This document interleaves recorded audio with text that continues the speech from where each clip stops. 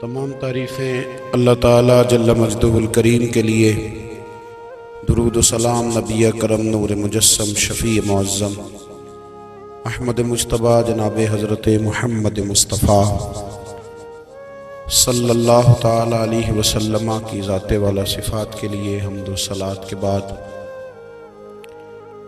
عزیز دوستو، بزرگوں اور بھائیوں، انسان کھائے پیے سوئے جاگے تو اس کے جسم کی ضروریات پوری ہوتی ہیں، لیکن جب وہ اللہ کا ذکر کرتا ہے، نماز پڑھتا ہے، دعا مانگتا ہے، استغفار پڑھتا ہے، درود و سلام کے گجرے پیش کرتا ہے، تو پھر اس کی روحانی ضروریات پوری ہوتی ہیں۔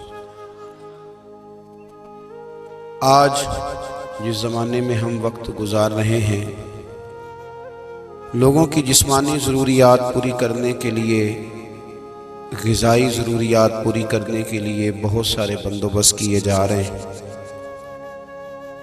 لیکن جتنا لوگ اپنی ظاہری ضروریات میں خود کفیل ہوتے جا رہے ہیں، اتنا ہی زیادہ وہ روحانی طور پر کمزور ہوتے جا رہے ہیں۔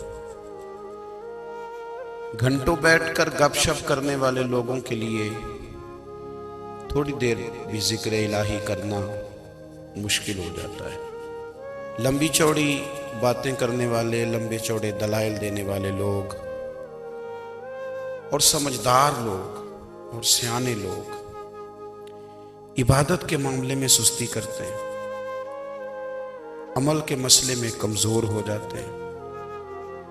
تسبیحات کرنا، وظائف پڑھنا، درود و سلام پڑھنا، کم بولنا، سچی بات کرنا، صبر سے رہنا، شکر کو اپنانا، قناعت اختیار کرنا، حسد، بغض، عداوت سے بچنا، یہ لوگوں کے لیے مشکل ہو جاتا ہے۔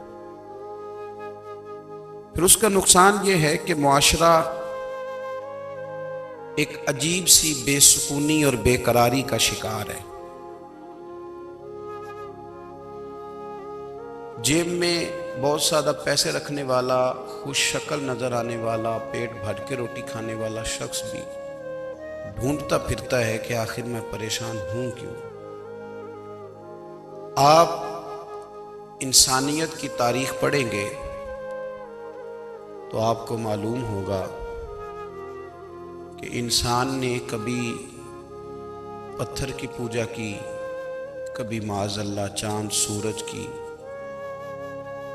درختوں کی، بتوں کی پوجا کی۔ معاذ اللہ یہ غلط ڈائریکشن پہ تو چڑھ گیا، لیکن ایسا نہیں ہے کہ کوئی بندہ دنیا میں آیا ہو اور کسی کی اس نے عبادت نہ کی ہو۔ اس لیے کہ اللہ تبارک و تعالیٰ نے جس طرح ہمارے جسم میں کھانے کی طلب رکھی ہے، پینے کی طلب رکھی ہے، سونے کی طلب رکھی ہے، اسی طرح اللہ تعالیٰ نے عبادت کے لیے طلب رکھی ہے جسم میں۔ یہ تو ہوا کہ انسان گمراہ ہو گیا، غلط رستوں پہ چل نکلا، اس نے جھوٹے معبودوں کی طرف معاذ اللہ توجہ کر لی، لیکن وہ کسی نہ کسی کے سامنے جھکتا رہا، کیونکہ اس کے وجود میں طلب تھی، شوق تھا اسے کہ وہ عبادت کرے۔ اللہ تبارک و تعالیٰ جب مسلمان کو توفیق دے اور اللہ کی بارگاہ کی جانب وہ رجوع کرے،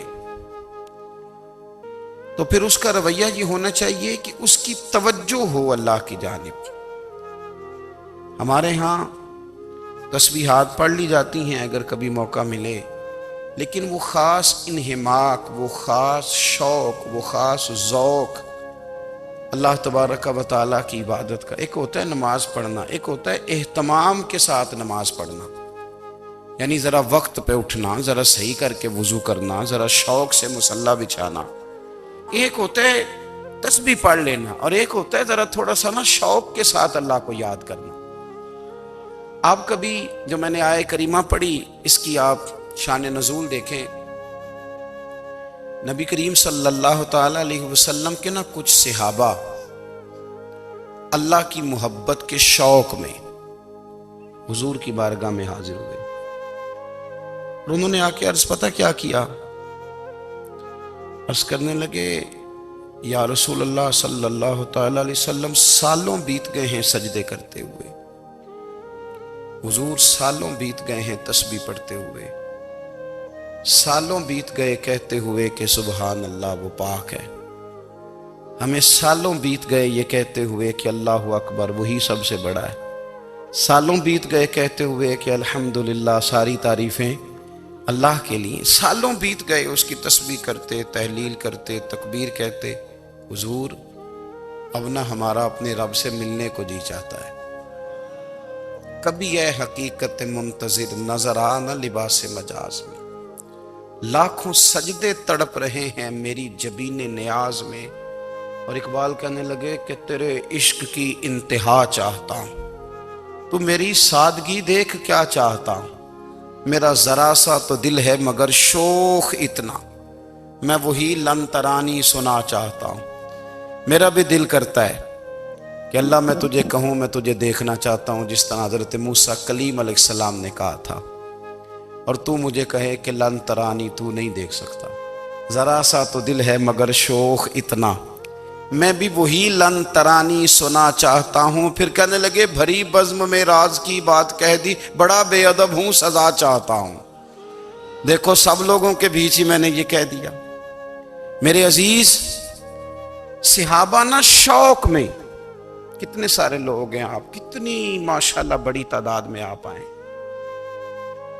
ہم بھی کبھی اس شوق میں گئے ہیں کہ ہمارے رب کو دیکھنے کو دل چاہتا ہے، ہمارا جی چاہے وہ کبھی ہمیں ملے، ہم کبھی اس کی زیارت کریں، اس کی بارگاہ کرم میں ہم حاضر ہوں۔ صحابہ نے عرض کیا یا رسول اللہ صلی اللہ تعالی علیہ وسلم ہمارا رب کہاں ہے؟ ہمارا نا اپنے رب کو دیکھنے کو جی چاہتا ہے۔ جب صحابہ نے یہ عرض کیا تو اللہ نے قرآن مجید نازل کیا، فرمایا وَإِذَا سَأَلَكَ عِبَادِي عَنِّي فَإِنِّي قَرِيبٌ، محبوب جب میرے بندے آپ کی بارگاہ میں آ کے میرے بارے میں پوچھیں نا تو ان سے کہہ دینا میں ان کے قریب ہی ہوں، قریب ہی ہوں۔ دلیل کیا ہے؟ آئی اذا دان، یہ جب بھی مجھ سے دعا مانگیں گے میں ان کی دعاؤں کو قبول فرماؤں گا، میں ان کے قریب ہوں، میں ان کے قریب ہوں، یہ جب بھی دعا مانگیں گے نا میں قبول کروں گا، میں ان کے قریب ہوں۔ اللہ تبارک و تعالیٰ کے بندے اللہ سے محبت کرتے، رب کی بارگاہ میں جھکتے، اس کو اپنے دکھ سناتے، اس کے پیارے محبوب صلی اللہ تعالیٰ علیہ وسلم کا وسیلہ لے کے اس کے حضور حاضر ہو جاتے، پیشانیاں سجدوں سے روشن ہوتی۔ ہم نہ ہر چیز کے لیے وقت نکالتے ہیں، ہر چیز کے لیے، لیکن عبادت کے لیے وقت نہیں نکالتے۔ ہر شے آباد ہے، ہر شے، ہماری فیس بک بھی آباد ہے، واٹس ایپ بھی آباد ہے، ہمارے ٹویٹر بھی آباد ہیں، ہماری ہر چیز آباد ہے، سب سے کم آباد ہمارا مصلی رہ گیا ہے، سب سے کم۔ وہ لوگ اب ڈھونڈنے سے ملتے ہیں جن کی بغل میں مصلی ہوتا تھا۔ میرے بھائی آپ کتنا کو دنیا کے پیچھے بھاگو گے تھکا دے گی، کتنا دولت کے پیچھے بھاگو گے تھکا دے گی۔ آپ جب اپنی زندگی میں جمع تفریق کرو گے نا تو مرتے وقت احساس ہوگا کہ سارا کچھ تو لوگوں کے لیے کیا، اپنے لیے تو کر ہی کچھ نہیں سکے۔ اور ہم عبادت کے معاملے میں بہانے بازی بھی کرتے ہیں، ہم کہتے ہیں اوہو رزق کمانا بھی تو عبادت ہی ہے نا، تو میں حلال روزی کے لیے جا رہا ہوں، یہ بھی تو عبادت ہے نا۔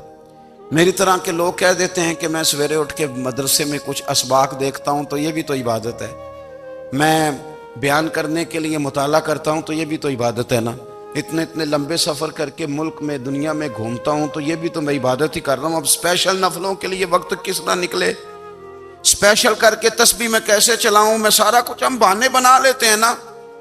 میرا سوال یہ ہے کہ یہ ساری باتیں صحابہ کو، نبی کریم کو، دیگر لوگوں کو بھی تو پتہ تھی نا، لیکن آپ غور تو کریں 23 سال حضور کو وقت ملا، مختصر وقت ظاہراً تبلیغ کرنے کے لیے، پوری دنیا میں دین بھی پھیلانا ہے۔ گھر میں 11 ازواج ہیں، 4 بیٹیاں ہیں، ان کی اولادیں، سارے کام کاج بھی دیکھنے، لیکن سیدہ طیبہ طاہرہ حضرت عائشہ صدیقہ رضی اللہ تعالیٰ عنہ فرماتی ہیں سارا دن تبلیغ کرتے، ہر غلام کے دکھ سنتے، گھر میں آتے تو اپنے گھر والوں کا خیال کرتے، کام میں ہمارا ہاتھ بٹاتے۔ قربان جاؤں، کہتی ہیں زمانہ سارا سو جاتا لیکن آمنہ کے لال مصلی بچھا لیتے۔ دنیا سو گئی، ساری سب سو گئے، جو خدام تھے، وہ جو غلام تھے، وہ سو گئے۔ صحیح مسلم نے لفظ ملیں گے، سیدہ پاک فرماتی ہیں او میرے نبی کے غلاموں، میں نے یہ رنگ بھی دیکھا ہے کہ حضور نے اتنا کھڑے رہے، اتنا قیام کیا، اتنا قیام کیا کہ مقدس پیروں میں ورم آ گئے، سوج گئے پیر، اتنے بڑے۔ دل پہ ہاتھ رکھ کے نہیں بتا سکتا کہ میرے کبھی نماز میں پیر سوج گئے، کوئی نہیں بتا سکتا۔ بچوں کی روٹی کماتے تھک گئے، بات الگ ہے، ہم سیر کرنے گئے تو تھک گئے، بات الگ ہے، لیکن عبادت میں یہ بھی تو مسلم شریف ہے نا، یہ بھی تو دین ہے نا، یہ بھی تو حضور کی سنت ہے، یہ بھی تو وہ چیز ہے جو کریم کی آنکھوں کی ٹھنڈک ہے۔ سیدہ فرماتی ہیں پیروں میں ورم آ گئے، اور ساری رات ہی حضور نے نماز پڑھی اور ایک ہی آیت بار بار دہرائی۔ مسجد نبوی میں بلال حبشی نے فجر کی اذان دے دی اور حضور ابھی مصلی پہ تھے، کریم فارغ ہوئے۔ میں نے عرض کی یا رسول اللہ صلی اللہ علیہ وسلم، آپ کے تو صدقے اللہ اگلے پچھلوں کے گناہ معاف کرے گا، تو آپ اتنی آہوزاری کیوں فرماتے ہیں؟ آپ تو شفیع ہیں، آپ تو انبیاء کے امام ہیں۔ تو حضور نے فرمایا عائشہ تم نے گنوایا ہے نا میرے اللہ کی مجھ پر کتنی رحمت ہے، افلا اکون عبدا شکورا، فرمایا اگر اس نے اتنی نعمتیں دی ہیں تو کیا میں اس کا شکر گزار بندہ نہ بنوں؟ میں شکر گزار بندہ نہ بنوں اس کا؟ پھر اگر اتنی نعمتیں اس نے دی ہیں، مجھے اتنا نوازا ہے، تو پھر میں اس کے سامنے سجدے نہ کروں؟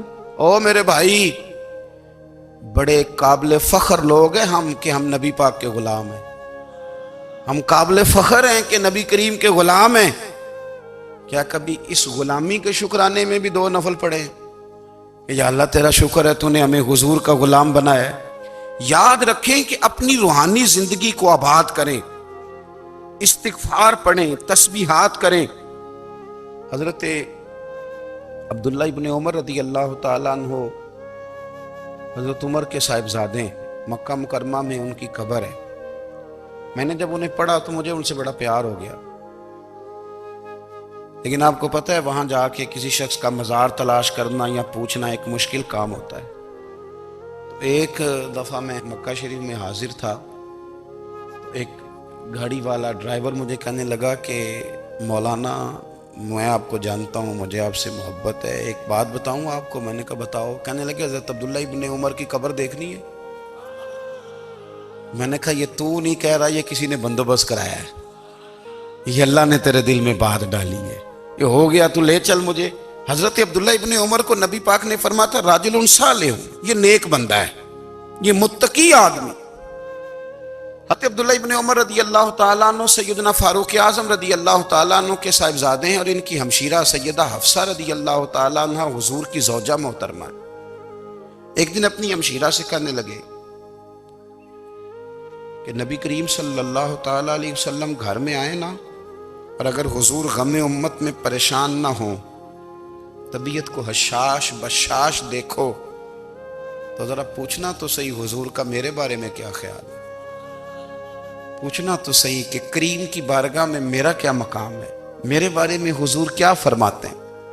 اب بہن کو کام بتائے، اور بتائے بھی بھائی، اور پھر بہن وہ کام نہ کرے، یہ تاریخ میں ہوتا نہیں۔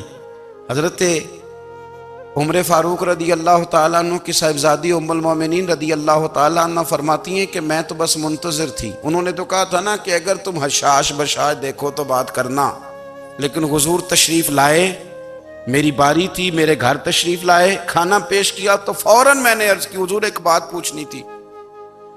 حضور نے فرمایا پوچھئے۔ میں نے عرض کی حضور میرے بھائی عبداللہ ابن عمر کے بارے میں آپ کا کیا خیال ہے؟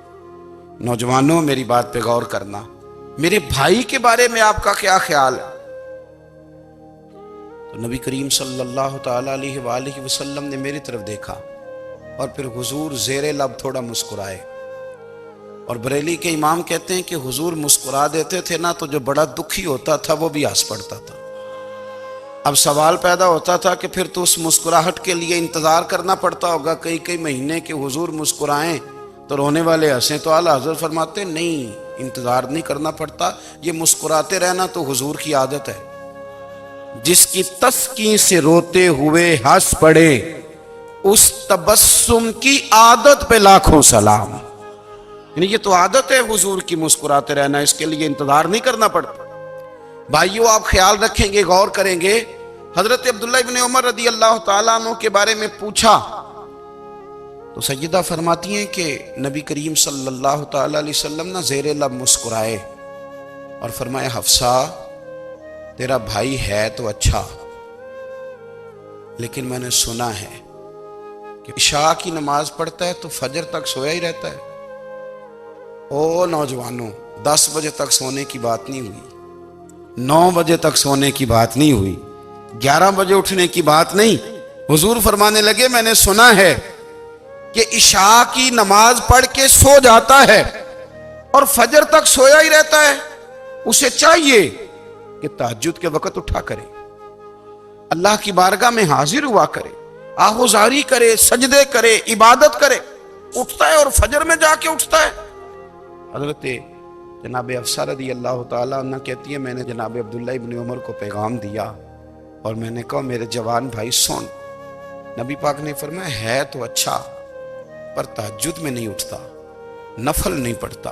او میری ملت کے جوانوں، مزہ نہیں آ جاتا جب ساری دنیا سوئی ہو، ساری دنیا، اور بستر بھی گرم ہو اور نیند بھی پورا غلبہ کر رہی ہو، اور اچانک گھنٹی بجے دماغ میں، آنکھ کھلے، گھڑی پہ نظر پڑے، 3:30 4 بجے کا پیغام گھڑی بتائے، اور کوئی چڑھتی جوانی والا اٹھ کے وضو کرے، اور جب وہ مصلی کھول کے بچھائے تو مدینے والے محبوب کہتے ہیں کہ ہر نماز پہ رب ثواب دیتا ہے، اور جو اٹھ کے تہجد کی نماز پڑھے اسے دیکھ کے تو رب مسکراتا ہے، جو اس کی شان کے لائق ہے، جو اس کی شان کے لائق، وہ مسکراتا ہے، خوش ہوتا ہے کہ میرا بندہ تہجد میں اٹھ گیا، وہ مسکراتا ہے۔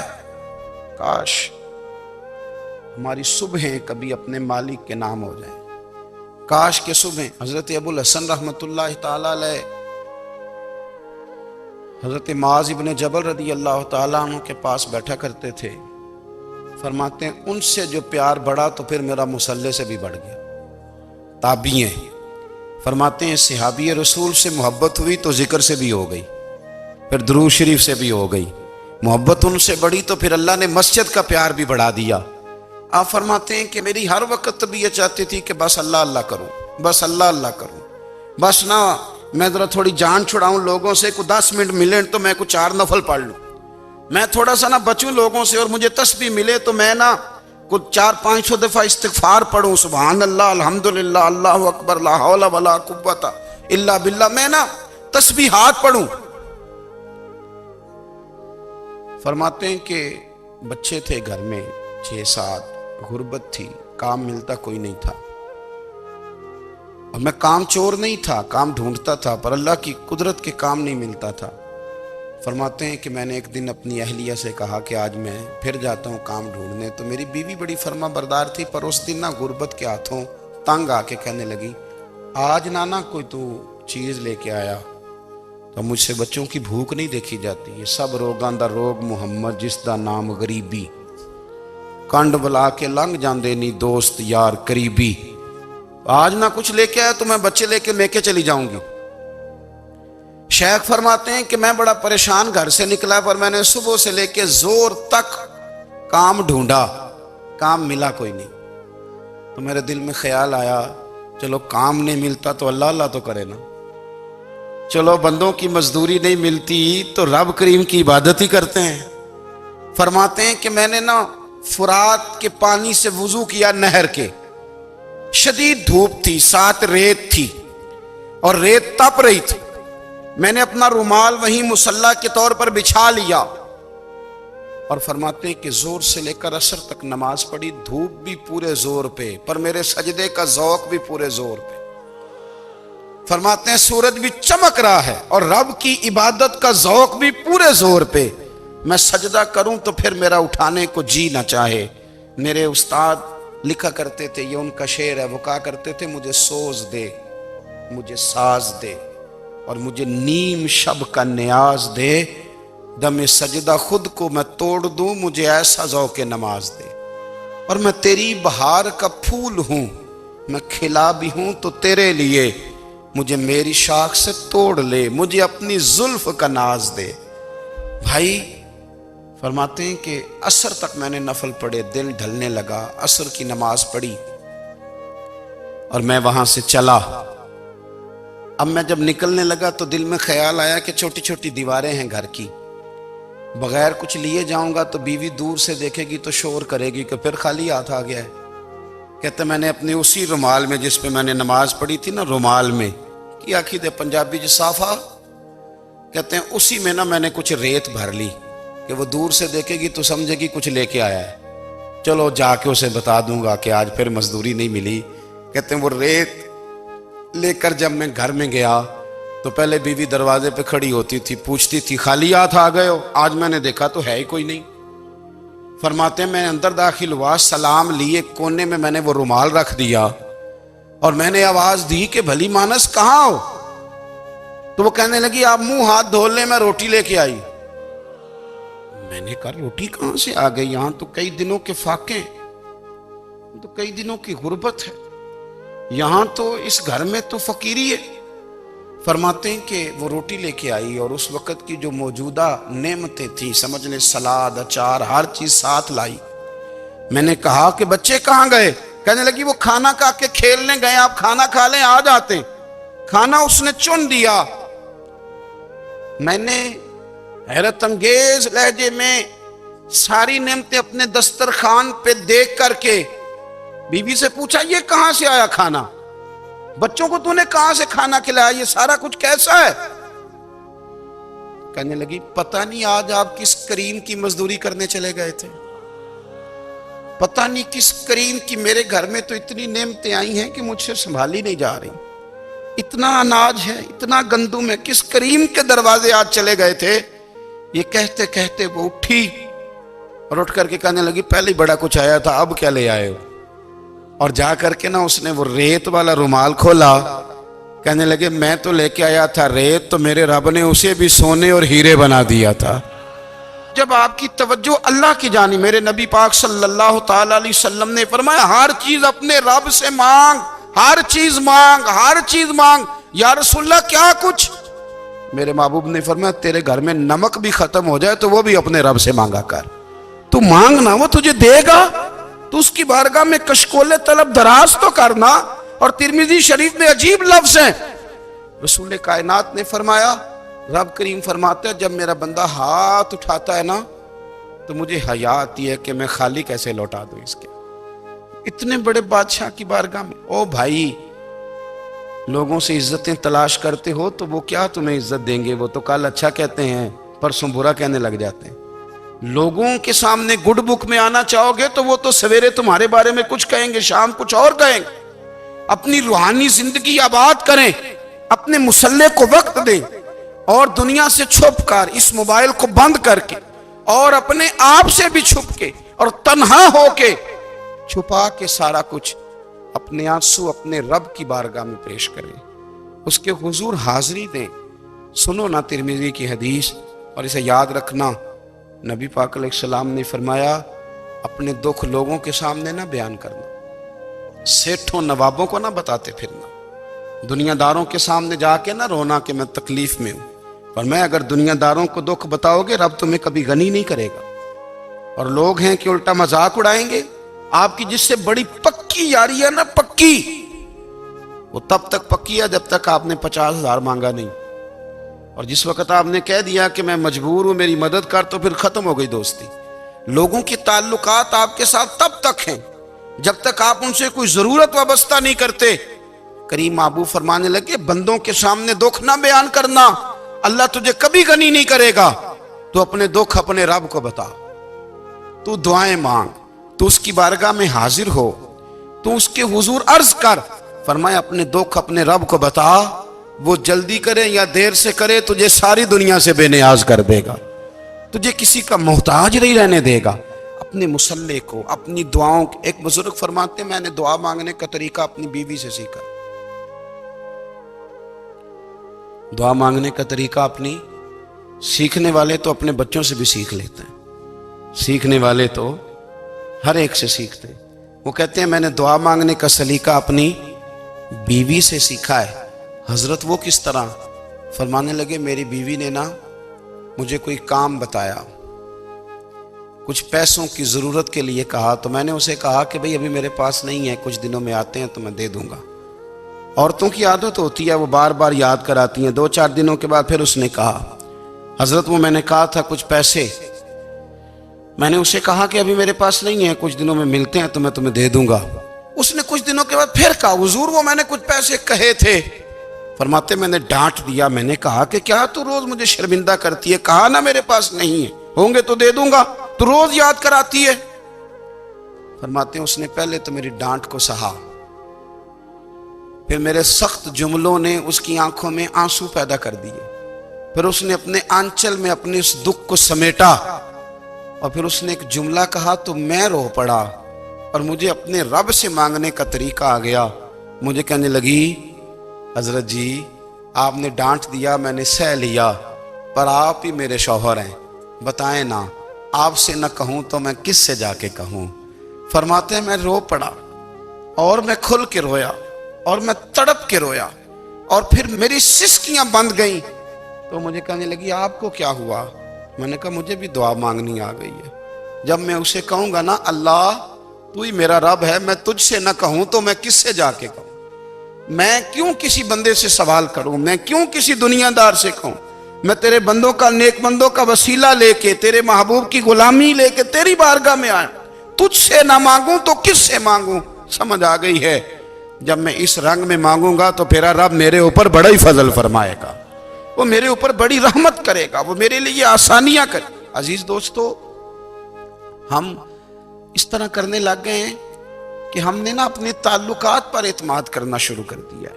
میرے تعلقات بہت ہیں. ہم نے اپنی دولت پر اعتماد کرنا شروع کر دیا، میرے پاس دولت بہت ہے. ہم نے اپنے علم پر، اپنی شہرت پر اعتماد کرنا شروع کر دیا ہے کہ میرے پاس فلاں چیز بہت ہے.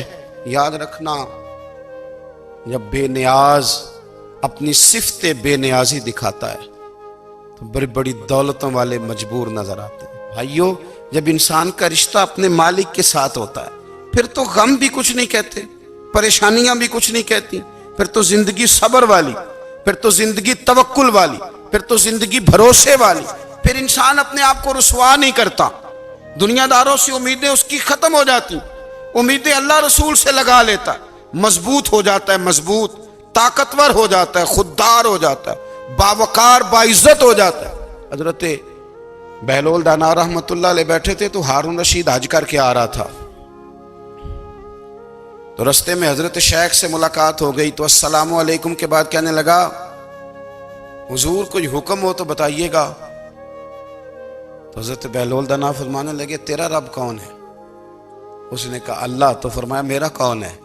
کہا اللہ. فرمانے لگے تو بڑا ہی بیوقوف ہے، کیا تو یہ سمجھتا ہے کہ رب ہارون رشید کو تو دے گا اور بہلول دانا کو بھول جائے گا؟ تیرا بھی وہی رب ہے، میرا بھی وہی رب ہے. اس نے اگر تجھے دے کے آزمایا ہے تو ہو سکتا ہے مجھے نہ دے کے آزما رہا ہو. جب اس کی حکمت کے تقاضے ہوں گے تو عطا کرے گا اور دے گا. تو جا اپنا کام کر. بھائی اپنی روحانی زندگی، اپنی عبادات، اپنے وظائف، اپنے روزمرہ کے معاملات، اپنی دعائیں، اپنا استغفار. دیکھو کوئی مشکل کام تو نہیں 2 رکوع ہیں سورہ واقعہ کہ اگر رات کو پڑھ لی جائے تو. میں کس طرح یہ بات بیان کروں کہ تعویذ بانٹنا آسان ہے اور وظیفہ بتانا مشکل ہے. سارا دن تعویذ بانٹیں تو لوگ لینے کو تیار ہیں، اور اگر آپ وظیفہ بتائیں تو کہتے ہیں تو مشکل کام ہے. او خدا کے بندے، اگر آپ کا تعلق قرآن پاک کے ساتھ مضبوط ہو، قرآن پاک کے ساتھ اگر آپ کا رشتہ ہو، لوگ سفارشیں ڈھونڈتے ہیں نا دنیا میں کوئی تعلق مل جائے تو میرا کام ہو جائے. دنیا میں اتنا مشکل معاملہ ہے، آخرت میں مجھے بتائیے گا کتنا مشکل معاملہ ہوگا. میرے نبی پاک صلی اللہ تعالی علیہ وسلم نے فرمایا جو لوگ سورہ ملک پڑھا کرتے تھے نا، سورہ ملک، یہ سورت ملک قیامت میں ان کی سفارش کرے گی. اور اس طرح کرے گی کہ کہے گی اے اللہ یہاں اس بندے کو جنت میں داخل کر دے یا مجھے قرآن پاک سے علیحدہ کر دے. تو رب فرمائے گا جا اس کا دامن تھام کے اسے جنت تک پہنچایا. آپ بات کو سمجھیں. جب آپ کے تعلقات اپنے معاملات کے ساتھ مضبوط ہوں گے، یہ نبی کریم نے وعدہ کیا ہے کہ تو سورت واقعہ پڑھ، تیرے گھر میں فاقہ نہیں آئے. حضرت عبداللہ ابن مسعود رضی اللہ تعالیٰ عنہ بیمار تھے تو حضرت عثمان غنی رضی اللہ تعالیٰ عنہ تیمارداری کے لیے تشریف لے گئے اور جا کر کے کہا کہ آپ بڑے بیمار ہیں، آپ کی بیٹیاں زیادہ ہیں، میں چاہتا ہوں کہ خزانے میں سے کچھ مدد کروں. تو سیدنا عبداللہ ابن مسعود رضی اللہ تعالیٰ عنہ اٹھ کے بیٹھ گئے اور کہنے لگے امیر المومنین، اللہ آپ کو میری طرف سے، میری بیٹیوں کی طرف سے بہتر صلہ دے. میری بیٹیوں کو کسی خزانے کی ضرورت نہیں، میں نے انہیں خزانہ دے دیا ہے. کہا جناب آپ نے کون سا خزانہ دیا ہے، میں آپ کے مالی معاملات کو جانتا ہوں. تو فرمانے لگے امیر المومنین، میرے نبی کریم نے فرمایا ہے جو سورت واقعہ پڑھے اسے کبھی فاقہ نہیں آتا. میں نے بیٹیوں کو یاد کرا دی ہے، یہ خزانہ میں نے انہیں دے دیا ہے. وہ سارے والدین سنیں جو بیٹیوں کے لیے پریشان رہتے ہیں. حضرت عبداللہ ابن مسعود نصیحت کر رہے ہیں، فرمانے لگے میں نے سورت واقعہ یاد بھی کرا دی ہے، پڑھنے کی عادت بھی ڈال دی ہے. حضور نے فرمایا ہے جو سورت واقعہ پڑھے اسے فاقہ نہیں آتا. کہنے لگے چاند تو اپنی جگہ چھوڑ سکتا ہے، سورج گر سکتا ہے، تارے ٹوٹ سکتے ہیں، پر مدینے والے رسول کی بات غلط نہیں ہو سکتی. حضور نے فرمایا فاقہ نہیں آئے گا تو انشاءاللہ کبھی بھی نہیں آئے گا. کرنے کا کام یہ ہے کہ ہم اپنے معاملات، اپنی عبادات، اپنی دعائیں کبھی 10 منٹ عادت ہو جائے نا دعا مانگنے کی علیحدہ سے رات کو. حضور نے فرمایا جو فرض نماز کے بعد دعا مانگے اللہ اس کی قبول کر لیتا ہے. نبی پاک صلی اللہ تعالیٰ علیہ وسلم نے فرمایا اللہ مسافر کی دعا قبول فرماتا ہے. حضور نے فرمایا اللہ مظلوم کی دعا قبول فرماتا ہے. حضور نے فرمایا بیمار سے دعا کراؤ اللہ اس کی دعا قبول فرماتا ہے. میرے نبی پاک نے فرمایا ماں باپ جب بھی اولاد کے لیے ہاتھ اٹھائیں، ویسے تے بلے شاہ تو آسمانی اڈدیاں ہی پھڑ دیں، جڑا گھر بیٹھا انہوں بڑھیا ہی نہیں. حضور فرمانے لگے ماں باپ جب بھی اولاد کے لیے دعا فرمائیں اللہ ان کی دعا کو قبول کرتا ہے. آپ اپنا تعلق بنائیں دعا کے ساتھ، عبادت کے ساتھ، مصلی کے ساتھ رشتہ بنائیں، استغفار پڑھیں. صلاح الدین ایوبی صلیبی جنگوں میں تھے، رات کو مسجد اقصیٰ میں نماز پڑھی تو پریشان تھے. ایک بزرگ سے ملاقات ہوئی تو وہ کہنے لگے کہ آپ بڑے پریشان ہیں. کہنے لگے حضور پریشان اس لیے ہوں کہ پہلے ہی مسلمان کمزور ہے، اب میں نے سنا ہے دشمن کا ایک بحری بیڑا وہ جنگی سامان سے بھرا ہوا آ رہا ہے، تو اب ان کے پاس اور تلواریں اور نیزے آ جائیں گے، مسلمانوں کے پاس پہلے ہی وسائل کی کمی ہے، پریشان ہو کس طرح کر کے مقابلہ کریں گے. یہ بات کہتے ہی صلاح الدین ایوبی نے بزرگوں سے کہا حضور آپ بھی دعا کرنا، دعا کی بڑی طاقت ہے. میرے نبی پاک نے فرمایا دعا مومن کا ہتھیار ہے، دعا مومن کا، دعا مومن کا. حضور نے فرمایا تقدیر کو سوائے دعا کے کوئی چیز نہیں بدل سکتی.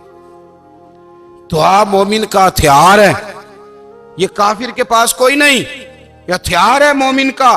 اللہ کرے آپ کو سمجھ آئے. پھر سنیں کئی بار کہہ چکا ہوں یہ ہتھیار ہے.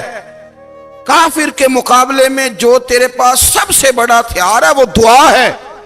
دعائیں کرانی چھوڑ دی، کرنی چھوڑ دی، لینی چھوڑ دی. حضرت سیدنا انس بن مالک رضی اللہ تعالیٰ عنہ فرمایا کرتے تھے میں نے وہ رنگ دیکھا ہے جب حضور دعا مانگتے تھے اور حضور کی مقدس آنکھوں میں آنسو بھی ساتھ ہی بہا کرتے تھے، میں نے وہ انداز دیکھا ہے. تو صلاح الدین ایوبی بزرگ سے کہنے لگے آپ بھی دعا کیجیے، اور خود رونے لگے اور سر سجدے میں رکھ کے رونے لگے اور عشاء سے لے کر فجر تک روئے، خوب روئے. صبح وہ بزرگ آئے تو صلاح الدین ایوبی کا خوبصورت اور ہنستا ہوا چہرہ دیکھا. کہنے لگے آپ بڑے خوش ہیں، رات تو میں نے بڑے روتے ہوئے دیکھا تھا. تو کہنے لگے حضور وہ جو بحری بیڑا آ رہا تھا نا وہ پانی میں ڈوب گیا ہے، اب وہ نہیں آ رہا، ابھی خبر آئی ہے تو میں بڑا خوش ہوں. بزرگ کہنے لگے اٹھ سینے سے لگ اور سن ایک بات، وہ بحری بیڑا پانی میں نہیں ڈوبا، وہ تیرے آنسوؤں میں ڈوب گیا ہے. وہ جو تو رات رویا ہے نا رب کریم کی بارگاہ میں تو وہ ڈوب گیا ہے. بھائی اپنا مصلی کا، عبادت کا، وظائف کا، اللہ اللہ کا سلسلہ اس کو مضبوط کرے، اپنی دعاؤں کے تعلق کو مضبوط کرے۔ دعائیں بڑے انقلاب برپا کر دیتی ہیں۔ ہم تھوڑے تھوڑے نا جب سے خشک ہوئے ہیں نا، خشک، اور میری تو جماعت ہی صوفیاء کی جماعت تھی، ہم تو داتا علی اجمیری کی جماعت سے، ہم تو خواجہ اجمیری کی جماعت سے، ہم تو شیخ احمد فاروق سرہندی کی جماعت سے، ہم تو صوفیاء کی جماعت۔ ہماری جماعت نے بھی وہ تعلق جو ہمارے بزرگوں نے بنایا تھا۔ بزرگ اللہ کے قریب کیسے جاتا ہے؟ تو ہمارے یہاں نا بہت سارے لوگ کہتے ہیں جی نظر ہو گئی تو کام ہو گیا۔ بھائی جو بخاری مسلم میں طریقہ ہے نا اللہ کا قرب پانے کا، وہ تو نفل ہے۔ نبی کریم علیہ السلام نے فرمایا بندہ نفلوں کے ذریعے رب کے قریب جاتا ہے، اور اتنا قریب جاتا ہے کہ پھر اللہ اس کی زبان بن جاتا ہے، اللہ اس کی آنکھیں بن جاتا ہے، کان بن جاتا ہے، ہاتھ اور پیر بن جاتا ہے۔ تو یہ تو عبادت ہے، یہ تو اللہ کی بارگاہ کی حاضری ہے جو آپ کو اللہ کے قریب کرے گی۔ تو اپنے نماز کو اہمیت دے کے ادا کریں، نمازیں موبائل بند کر کے ادا کریں۔ لیکن نا کچھ لوگ کہتے ہیں مجھے ٹائم نہیں ملتا نماز کا، تو میں کہتا ہوں یہ آپ نے بڑی جرت کی بات کی ہے۔ مجھے کو میرا پیر بھائی کہہ دینا میرے پاس ٹائم نہیں آپ کو ملنے کا، تو میں کہتا ہوں آج کے بعد آنا ہی نہ۔ میں تو کیا سمجھتا ہے، تو بہت بڑا آدمی ہے، تیرے پاس ٹائم نہیں ہے اور ہمیں ملنے کا ٹائم، موج کر۔ آپ نے اللہ رسول کو ہی کہہ دیا ٹائم نہیں۔ اور عجیب فلسفہ ہے نا، کہا جائے نماز پڑھنے آؤ تو کہتے ہیں کپڑے ٹھیک نہیں، اور کہا جائے کہ آؤ ذرا دعوت پہ چلیں تو کہتے ہیں ایک منٹ ٹھہر میں کپڑے بدل کے آیا۔ نماز کے لیے کہا تو کہتا ٹھیک نہیں، دعوت کے لیے کہا تو کہتا میں ذرا تیاری کر لوں، یوں جانا مناسب نہیں۔ یہ معاملہ ٹھیک نہیں۔ رب تو فرماتا ہے کہ جب تو مسجد میں آ تو زینت اختیار کر کے آ، خوب ذوق سے دعا مانگے، خوب شوق سے نماز پڑھیں، خوب استغفار کا مزاج بنائیں۔ آپ لوگوں کے بیچ رہ کے سکھ حاصل کرنا چاہتے ہیں، لیکن آپ کو پتہ ہے کئی مہینے غار حرا میں رہنا بھی مدینے والے محبوب کا طریقہ ہے۔ ہر سال اعتکاف بیٹھنا الگ سے، یہ بھی حضور کا طریقہ ہے۔ مسجد نبوی کے اندر دروازہ کھلتا تھا نبی کریم کا، پر گھر کے اندر نفل پڑھے نبی پاک، اور حضور فرماتے ہیں کچھ نفل نماز گھر میں بھی پڑھا کرو، گھر کو قبرستان نہ بناؤ۔ ہمارا گھر اللہ کے ذکر سے آباد ہوگا اگر ہم نماز پڑھیں گے نا۔ میں جب سنت پڑھنے کے لیے گھر میں کھڑا ہوتا ہوں تو میرا جو 2.5-3 سال کا بیٹا ہے نا، وہ بھی میرے ساتھ نماز پڑھنی شروع کر دے۔ اسے پتہ کوئی نہیں نماز کیا ہوتی ہے، لیکن وہ بھی نا سجدہ نہ بھی کرنا ہے تو ساتھ لیٹ ضرور جاتا ہے۔ پتہ چلا بچے لیکچر دینے سے نماز نہیں پڑھتے، نماز شروع کر دیں تو بچے بھی شروع کر دیتے ہیں۔ ہم جب پریشان ہوتے ہیں تو لیکچر دیتے ہیں، تو لیکچر تو باہر شاید چل جائے، گھر میں کیسے چلے گا؟ گھر میں تو عمل چلے گا۔ تو میرے عزیز، آج کے اس روحانی اجتماع میں ہمارے دوستوں نے جو محنت کی، ہم نے بار بار اپنی نیت سے پوچھا خدا ہمیں معاف کرے اگر کوئی ذاتی شہرت ہے، کوئی ہمارے ذاتی مفادات ہیں، رب ہمیں ہدایت دے۔ ہماری یہ خواہش تھی کہ روحانی اجتماع ہمیں تھوڑا سا اللہ اور اس کے رسول کے جانب مائل کرے، کچھ ہمارا رشتہ مصلی کے ساتھ مضبوط